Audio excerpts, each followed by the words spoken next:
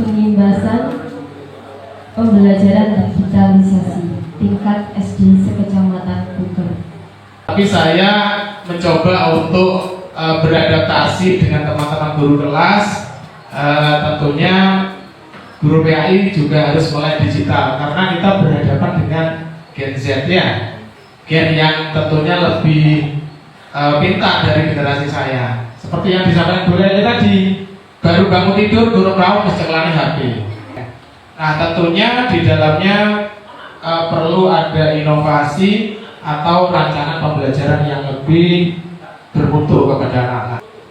Nah di sini ada beberapa poin penting. Bahan ajar aktif diperlukan Bapak Ibu. Yang pertama adalah meningkatkan keterlibatan siswa. Selama kita mengajar, mungkin siswa yang ada di kelas kurang terlibat. Kalaupun terlibat mungkin hanya beberapa siswa tertentu.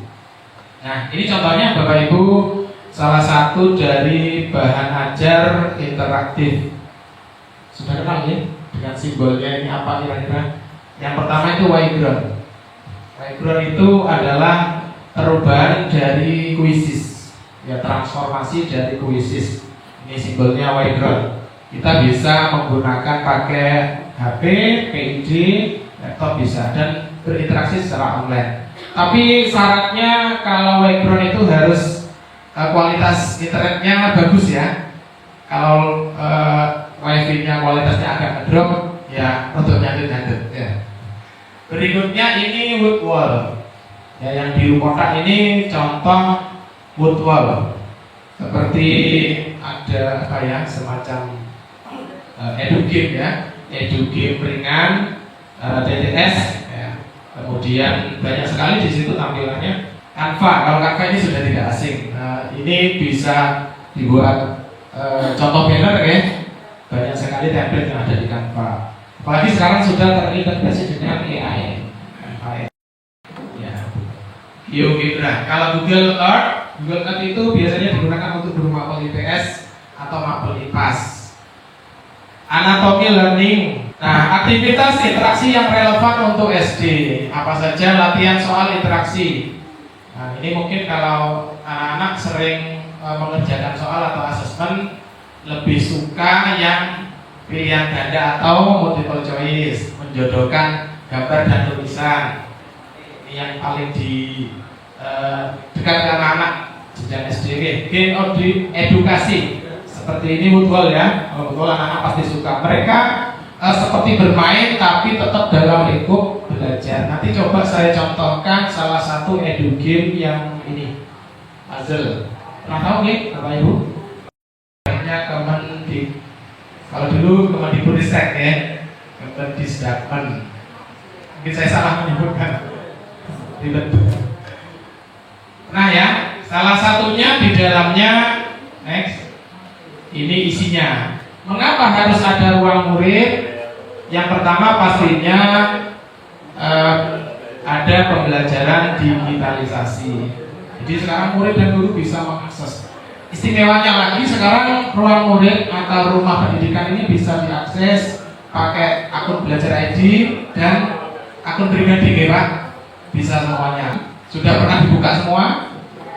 Sudah. Ruang GTK, kalau biasanya yang sering diutak-utak Bapak Ibu yang ini. Ruang GTK atau e-kinerja, ini langsung terintegrasi dengan ASN digital. Kalau ini sudah pernah Bapak Ibu? Ada yang belum, ada yang sudah. Kalau ini nggak pernah sama sekali, jarang ya. Saya juga yang sering ini ruang murid. Nah di sini banyak sekali referensi.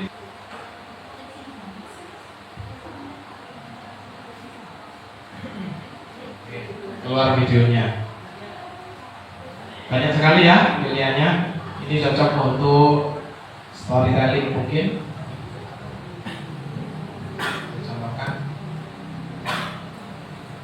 Karena saya mengajar PAI, berarti yang saya tampilkan contoh mapel PAI. Oke, Pak Sultan. Zakat Fitrah ada di kelas berapa Pak Sultan? Kelas 5 apa 6?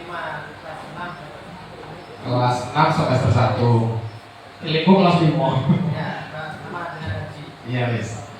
Ini Bapak Ibu videonya Ini saya langsung kasih contoh prakteknya aja ya. Videonya bisa jenengan ambil dari link YouTube. Ya, link YouTube ditempel di menu library. Jenengan nanti buat di sini ya menunya library. Ini saya sudah masukkan di tampilannya Edpuzzle. Nah, setelah saya tempel linknya, videonya cari yang durasinya nggak terlalu panjang, kira-kira 5 menit lah atau 7 menit. Ini nanti cukup untuk kita sisipkan pertanyaan. Ya, langsung diklik. Ini tanda 5 tanda bulatan hitam ini berarti ada 5 pertanyaan yang saya sisipkan di video Edpuzzle. Silakan diplay. Ya, ini terhenti sebentar karena ada jeda titik tadi. Ada 5 tanda titik ya. Berarti setiap ada 5 titik itu videonya berhenti. Ini bisa juga untuk pertanyaan pemantik. Ya, biasanya materi yang sudah kita jelaskan ke anak-anak supaya pemahamannya lebih mendalam bagaimana, kita ulas lagi lewat video pendek ini. Bisa untuk pertanyaan pemantik, bisa untuk asesmen formatif setiap selesai satu pembahasan. Ini sangat memicu anak-anak untuk saling berinteraksi. Nah, pastinya pakai satu PD boleh. Misalnya kalau di kelas itu anak-anak khusus hari itu membawa HP bisa. Nanti kita tinggal share link kelasnya itu tadi yang kita buat. Contoh misalnya, jelaskan ini untuk soalnya. Ini saya ketik sendiri ya. Saya sisipkan di video tadi. Jelaskan pengertian zakat fitrah menurut pemahamanmu. Apa? Menurut Bapak Ibu apa zakat fitrah? Apa Pak Sultan? Ya. Zakat fitrah adalah, biasanya kan anak-anak jawabannya kan beda-beda ya. Jawaban singkat. Zakat mengeluarkan apa? Harta benda berupa beras atau makanan pokok yang mengenyangkan sebanyak 2,5 kg. Zakat fitrah. Nah, jadi jawaban Bapak Ibu tadi diperjelas oleh videonya ya. Di pemantik dulu. Dan perempuan muslim yang dilakukan pada bulan Ramadan dan sebelum sholat Idul Fitri sebagai rinci bagi orang-orang yang berpuasa. Nah, kira-kira apa responnya panjenengan? Aktivitas yang sesuai dengan tujuan pembelajaran, instruksi tertulis atau visual di setiap stasiun agar murid dapat bekerja secara mandiri, perkiraan durasi setiap stasiun agar rotasi berjalan lancar. Jadi model stasiun rotasi ini apa rotasi itu? Putar ya, berputar, keliling. Ini contoh gambarnya. Lanjut. Nah, ini contoh stasiun rotation yang dipraktekkan untuk pembelajaran apa ini? Ada gambarnya akuarium mini, berarti IPAS. Kalau yang di aula kemarin cahaya ya Bu, pakai senter, ada kaca cembung. Ya, ini saya contohkan, deskripsinya seperti ini. Stasiun pertama, mana stasiun 1? Nah, ini stasiun 1. Ada berapa kelompok Bapak Ibu? 4 ya. 1, 2, 3, 4. Nah, penerapan stasiun rotasi. Stasiun 1 memanfaatkan ruang murid. Pakai laptop, pakai HP boleh, pakai laptop boleh. Memanfaatkan ruang murid. Apa yang diakses oleh gurunya di situ dibuka oleh murid. Kemudian ini mungkin LKPD ya, yang dipegang 3 anak ini. Mereka menjawab pertanyaan. Kemudian di stasiun kedua, kelompok keduanya, 3 siswa sedang mengecek atau menganalisis apa yang terjadi di dalam akuarium. Misalnya, kenapa ikan itu mengapung? Ya, misalnya, kenapa ikan itu matanya selalu gini? Dicatat ya, ada catatannya. Kemudian di stasiun ketiga, kelompok 3, mereka melihat video pembelajaran, melihat materinya menggunakan PID. Pada kelompok 4 ini mungkin apa ya, anak-anak mengklarifikasi, oh ini misalnya ikan yang kecil yang hidup di laut, misalnya ini ikan yang hidup di daratan. Contoh, mereka mengklarifikasi, mengelompokkan. Kalau belajar IPAS mungkin lebih enak ya. Nah, setelah itu kelompok 1 selesai, geser ke kelompok 2. Mereka mengalami atau melakukan berbagai tahapan, mulai dari melihat siklus mungkin ini ya, kemudian mencatat materi, ada yang menjawab lewat LKPD, ada yang menganalisis, ada yang mencocokkan. Ini mereka akan mendapatkan pemahaman yang berbeda-beda. Pada akhirnya mereka akan kembali ke stasiunnya sendiri. Akhirnya kesimpulannya mereka akan mendapatkan pemahaman yang sama, mungkin beda persepsi, kan seperti itu. Akhirnya nanti ditukar. Ini memberi pertanyaan, ini memberi jawaban, dan seterusnya. Kemudian mempresentasikan satu sama lain sampai 4 kelompok selesai. Seperti itu ya, Bu Leli, deskripsinya ya.